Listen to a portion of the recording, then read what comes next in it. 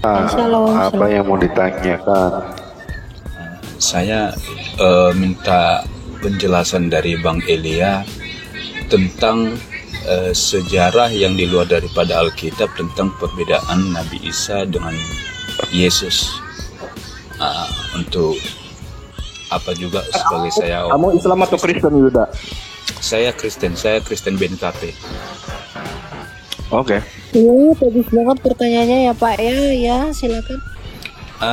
Pertanyaannya Kak, saya mau minta, bukan pertanyaan, saya mau minta penjelasan dari Kakak, dari Abang Elia ya, tentang buku-buku di luar daripada daripada Alkitab tentang perbedaan atau kisah Yesus lah gitu. Karena dalam Fitika kemarin kan saya melihat bahwa ada namanya buku-buku di luar daripada Alkitab, ada sejarah Yesus. Jadi saya kepengen tahu sebagai orang Kristen, saya kepengen membacanya gitu.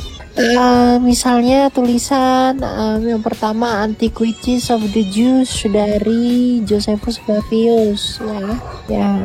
Kemudian tulisan dari Cornelius Tacitus. Kemudian tulisan dari Marabar Serapion. Kemudian dari Lucian dari Samosata. Ya. Banyak lagi sebenarnya. Tapi itu yang umum yang dipakai ya. Bentar dulu. Kalau yang Josephus Flavius itu ada di chapter ketiga ya, di bab ketiga gitu. Jadi data sejarah itu sudah menunjukkan bahwa Yesus itu memang benar-benar disalibkan. Ada juga tadi saya lihat video di TikTok itu bagus banget tadi yang mengungkapkan bahwa ada surat kayak delegasi dari pemerintah Roma yang memang secara politis itu disurati tentang keadaan politik Roma pada saat itu, yang juga mengungkapkan bahwa Yesus itu sedang mengalami penyaliban pada masa itu gitu. Nanti kamu cari aja tokoh-tokoh yang saya sebutkan itu dan tulis tentang penyaliban, nanti keluar sendiri buku-bukunya karena banyak bro ya. Oke, terima kasih Kak. Satu lagi minta penjelasan dari Kakak, boleh kan? Boleh bah, kenapa? Karena saya kurang paham, dalam Alkitab kan ada tentang Rasul Paulus yang membatalkan perkataan, membatalkan hukum Taurat, dan itu adalah salah satu serangan-serangan dari umat sebelah ya. Jadi mohon penjelasannya Kak, karena saya kurang paham. Itu aja. Yesus itu enggak membatalkan hukum Taurat ya. Dia menggenapi Taurat, itu tidak pernah dibatalkan oleh Yesus. Ya. Kenapa Rasul Paulus berkata bahwa hukum Taurat dengan segala ketentuannya itu telah dibatalkan?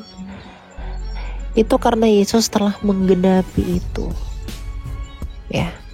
Jadi hukum Taurat itu merupakan gambaran tentang kesempurnaan hukum yang baru yang akan datang, yaitu hukum kasihnya dari Yesus Kristus, di mana hukum Taurat itu menjadi kutuk bagi kita, karena tak satu orang pun yang bisa melakukannya dengan sempurna.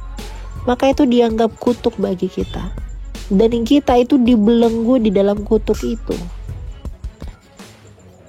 Dan itulah yang dibatalkan oleh Kristus. Dan Rasul Paulus itu ingin menekankan bahwa kita itu tidak boleh bersandar kepada Taurat mengenai keselamatan kita, karena hukum baru yang datang daripada Kristus, kasihi Allahmu dan sesamamu, itu jauh lebih sempurna daripada hukum Taurat itu sendiri, jauh lebih luas daripada hukum Taurat itu sendiri, jauh mengelaborasi banyak hal daripada hal-hal yang diikat dan yang diatur di dalam hukum Taurat. Jadi ketika Rasul Paulus berkata dengan matinya Yesus Kristus ia membatalkan hukum Taurat dengan segala ketentuannya, hukum Taurat dalam pengertian moral itu masih berlaku, yang menunjukkan bahwa hal itu digenapi oleh Kristus di dalam kematian dan kebangkitannya. Hukum moral itu tidak pernah berlalu, ya. Nah, karena ketidaksempurnaan kita manusia melakukan Taurat, maka Kristus yang sempurna melakukan Taurat, ketika kita percaya kepada Dia, kita mengenakan kesempurnaan Dia itu. Kita mengenakan bahwa Yesus itu adalah yang sempurna melakukan Taurat itu. Maka kita turut dibenarkan di dalam kebenarannya Dia. Makanya kan dikatakan dalam Alkitab bahwa oleh karena satu orang kita itu beroleh dosa, tapi karena ketaatan satu orang juga kita diselamatkan. Oleh karena ketaatan Kristuslah kepada Bapaknya di dalam Taurat sebagai tradisi Yahudi, ya, kita itu memperoleh kebenaran sehingga kita tidak dibelenggu oleh hukum Taurat yang telah menjadi kutuk atas kita.